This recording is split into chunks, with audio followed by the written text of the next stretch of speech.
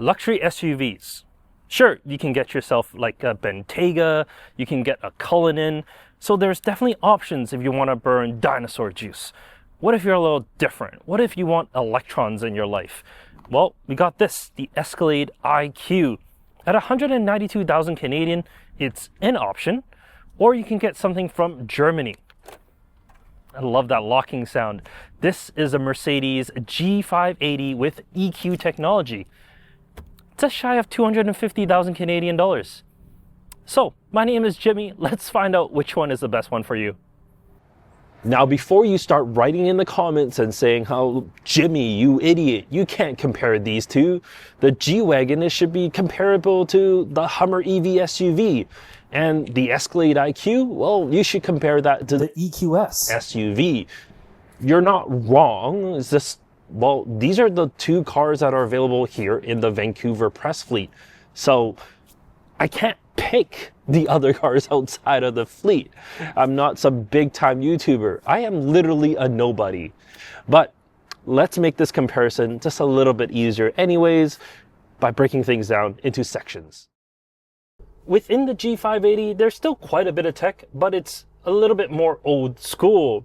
While we do have two 12.3-inch screens here, the cluster, very customizable, typical Mercedes stuff here, and of course, your infotainment MBUX system, and that all works really well, either through touch or with the touchpad in the center.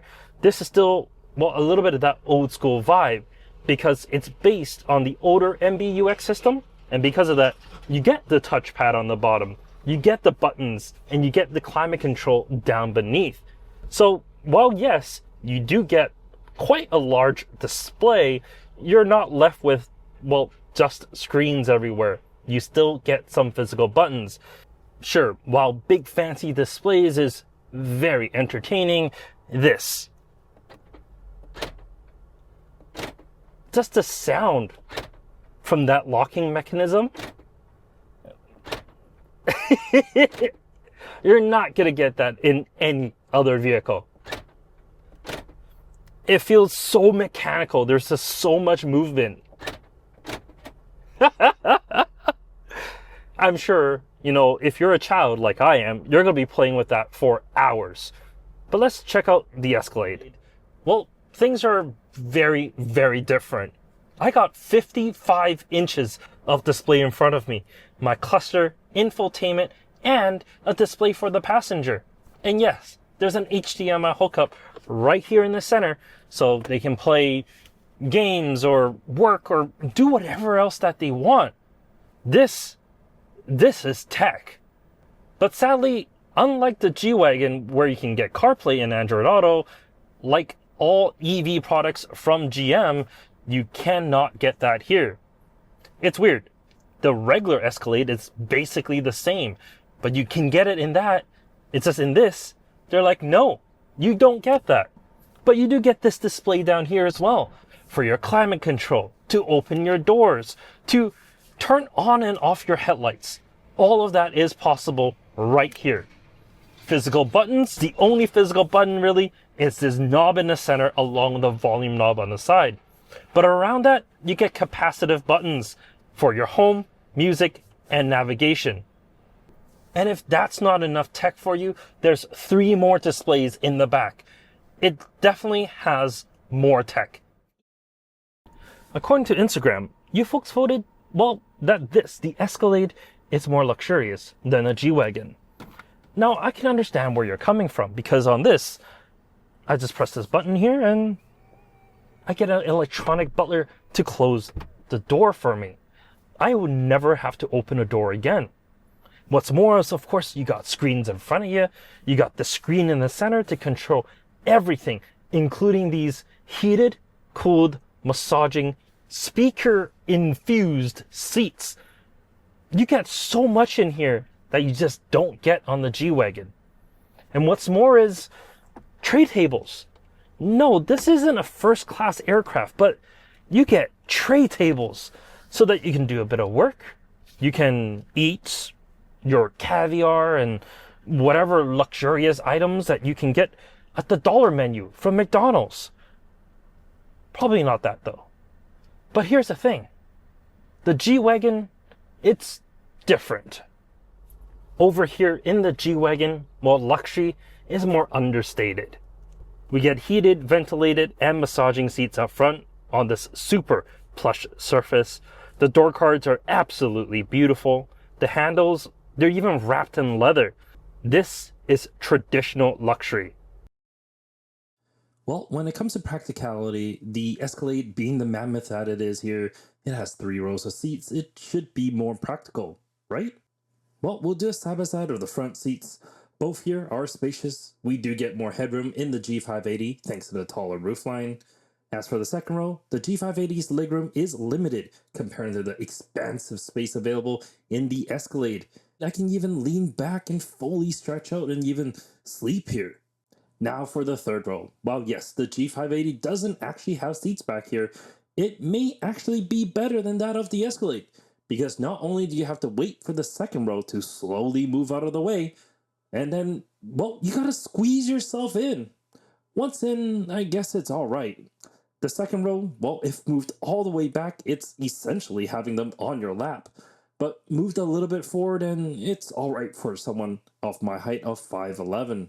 As for the trunk space, well, the G580 squared off design does give us quite a large space here, but the Escalade isn't that far behind.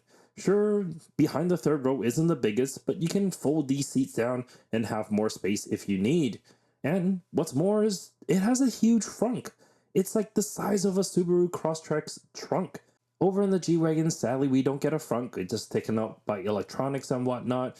We do get a backpack for your cables and whatever else you want to put back here. On the road with the G580, and let's throw it around a corner. It's, you know what? It's more planted than you think it should be for a G-Wagon. But it still rolls. And then power, put your foot down. Oh, that acceleration is brutal. I mean, 579 horsepower, it's definitely no slouch.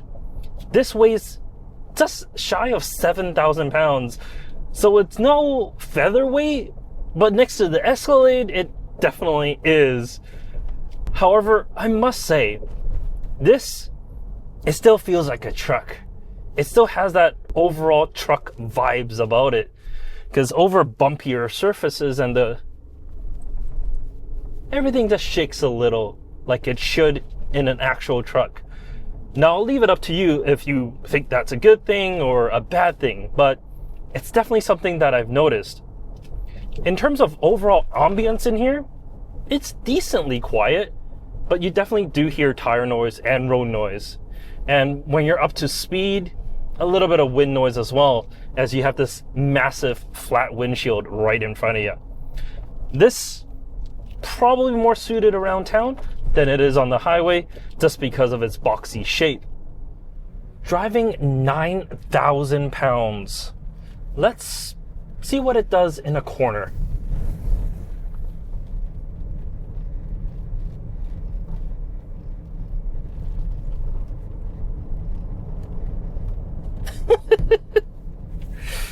I mean, the laws of physics still apply.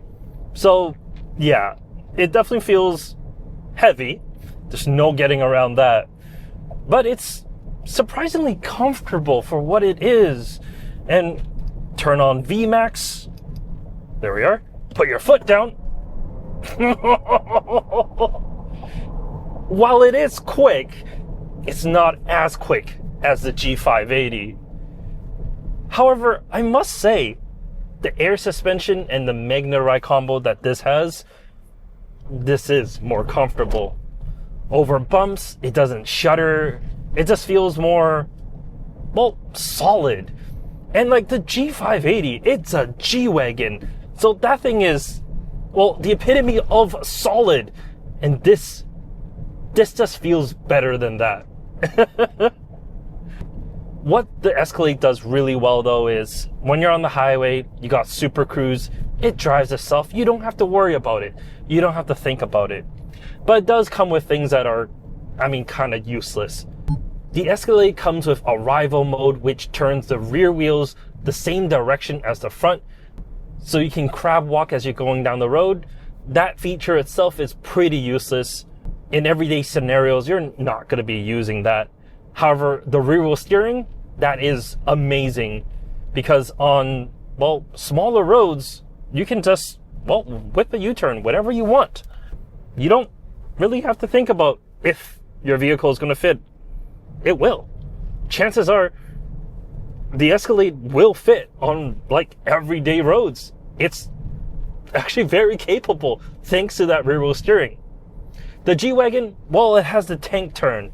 Because it has 4 individual motors on the wheels, it can, well, spin in its own axis. While it's absolutely a great showcase, it's quite useless every day, and I'm not gonna demonstrate it.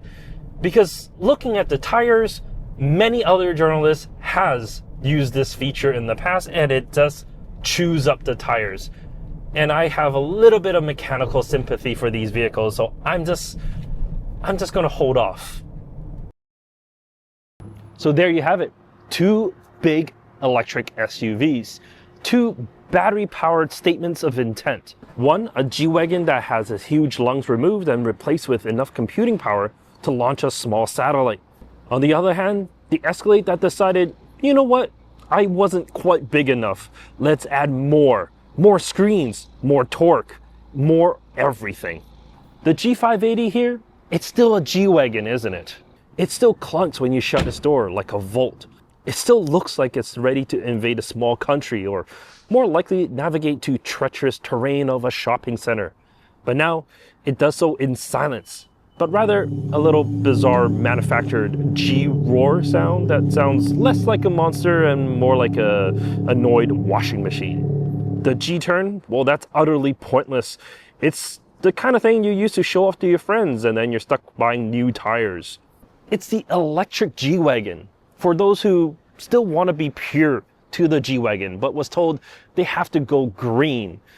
And they still want a tank, a very large, heavy, silent tank. And then this, the Escalade IQ. It's not just an electric SUV, it's a rolling luxury battery-powered lounge. It's got more screens than Best Buy, a ride so smooth you forget what potholes even feel like, and enough horsepower to out-accelerate most things that aren't strapped to a rocket. Its front, it's bigger than that of the entire car you probably learned to drive from. This is American luxury, electrified and dialed up to 11. It's for the person who wants to announce their arrival. So which one wins overall? Well, that depends, doesn't it? If you want to impress the oil sheiks with your commitment to the environment while still ensuring you can climb a mountain, or at least a very tall curb, the G580 is your German battery-powered brake. But if you want to transport your family, their luggage, or just like being chauffeured around with every single gadget known to man, all while inside a climate-controlled, comfortable, massaging vehicle that convinces you that, well, you're the most important person on the road, then the Escalade IQ, in all its enormous digital glory, it's surely the answer. Ultimately, both of these SUVs tell you one thing, that at least on this end of the spectrum, they're less about logic. They're more about what is absolutely nuts. And if you're absolutely nuts, well, you got 2 great SUVs to choose from. If I was absolutely nuts, which I am, the Escalade IQ would definitely be my pick. So let's, well, take this 9,000-pound SUV and squish some 2,000-pound Miatas. Thank you so much for watching. Take care. Close.